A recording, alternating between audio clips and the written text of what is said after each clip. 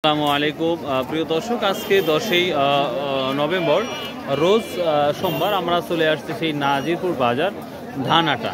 তো প্রিয় দর্শক, ধান নাই বললেই চলে, তারপরেও ধান সকালে কিছু বিক্রি হয়েছে। তারপরে আমরা দেখব ধান সম্পর্কে কী দামে বিক্রি হচ্ছে ধান, সেটা সর্বোচ্চ সর্বনিম্ন।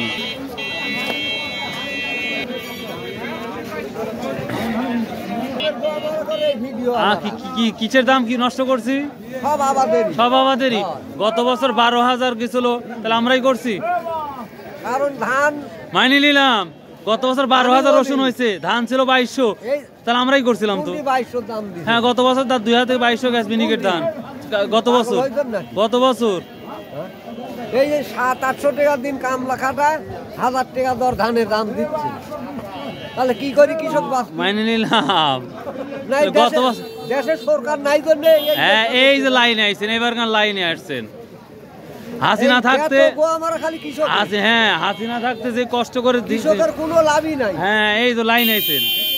স্থানীয় আপনার স্থানীয় সরকার থাকতে হবে, আমাদের নির্বাচিত সরকার। সার পাচ্ছি না, আবাদ করবো কি দিয়ে?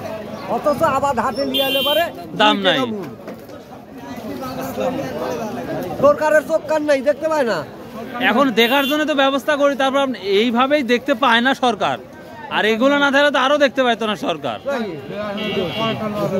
দাম কম সবকিছু। আজকে 29 কত কি নিচ্ছে? 1300 নতুনটা, আর পুরাতনটা? পুরাতন নাই। আর অন্য কি ধান আছে? 39 আর 98 নাই। সম্পদ 1500। প্রিয় দর্শক, এই ছিল আজকের ধানের আপডেট। ধান নাই বললেই চলে প্রিয় দর্শক। মিনিকেট ধান, তারপরে বলি আমরা মিনিকেট ধানটা বাজারে যেটা আমরা দেখেছি হাটের দিন, সেটা 1700, 1750, সর্বোচ্চ 1780 টাকার মতো বাজার দেখেছি।